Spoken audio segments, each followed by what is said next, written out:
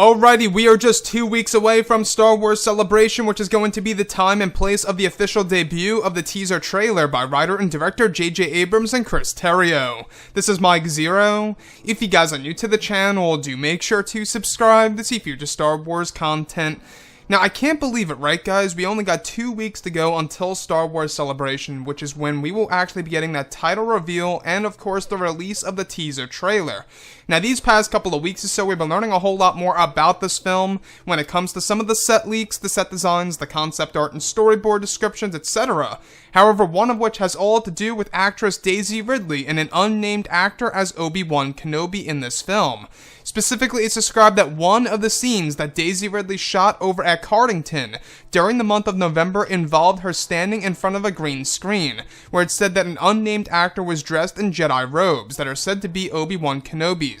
It said that the actor was wearing CG markers on his face, where it said that there are plans for a recreation of the Alec Guinness version of Obi-Wan Kenobi to appear in front of Rey while also applying facial features of Ewan McGregor to mix with the Alec model.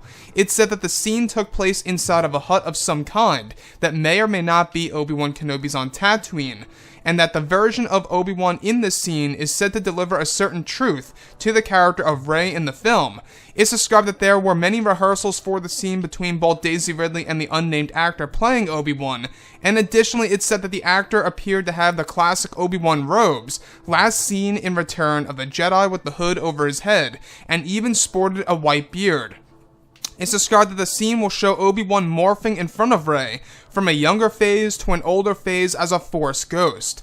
So I want to go over a couple of parts about this and as to why this seems like it's going to be a very special moment in the movie and could very well be a hint as to exactly who Rey really is in this whole entire plot. Now, in this scene specifically, it's said to be a scene between both Kenobi and Rey, in which Kenobi delivers a certain truth to that character. So it really does make one, think to themselves exactly what is Obi-Wan Kenobi going to reveal to Rey in this story. Now, what I really want to go over here, and this seems to be the more controversial piece about Obi-Wan Kenobi's Force Ghost in Episode 9, is that they're using this morphing concept in Episode 9, where you're going to have a mixture between both Alec Guinness and, of course, Ewan McGregor, pretty much morphing from a younger phase to an older phase as Obi-Wan walks closer and closer to Daisy Ridley portraying the character of Rey in this story. So, there is, a bit of talk about this on why people have mixed feelings about this, because a lot of people remember Obi-Wan simply as the Obi-Wan that we see in Star Wars A New Hope, or the one that fans saw in Star Wars, Revenge of the Sith, or The Phantom Menace, or Attack of the Clones. Now, the fact that they're trying to mix those two versions of Obi-Wan Kenobi's together into a different version of Obi-Wan that we have never seen before, that will interact with Rey inside of this hut. Now, this hut, by the way, this may or may not be, the Obi-Wan Kenobi hut as seen on Tatooine. We're not quite sure. We do know that one of the set pieces that were used for filming over at Pinewood and Cardington consisted of the Lars homestead and, yes, even the Obi-Wan Kenobi hut. And that basically confirms that Tatooine is going to be a role in this movie. It's going to be a part in the movie within the third act of the film.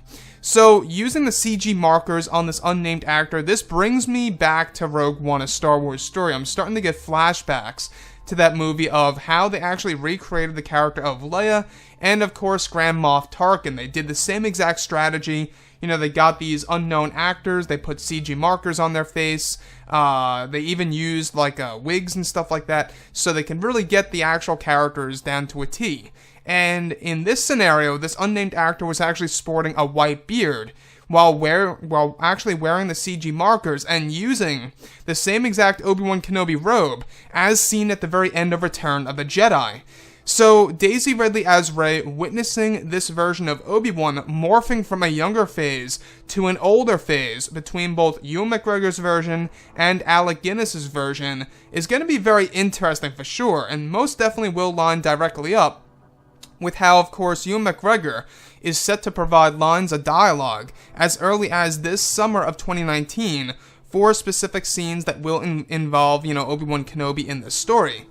Now, what I find very impressive about all of this is that this is JJ's way of really honoring some of the legacy characters in the original trilogy, especially the fact that they are trying to recreate Alec Guinness's version of Obi-Wan Kenobi in Episode 9, while also applying some facial features of Ewan McGregor at the same exact time.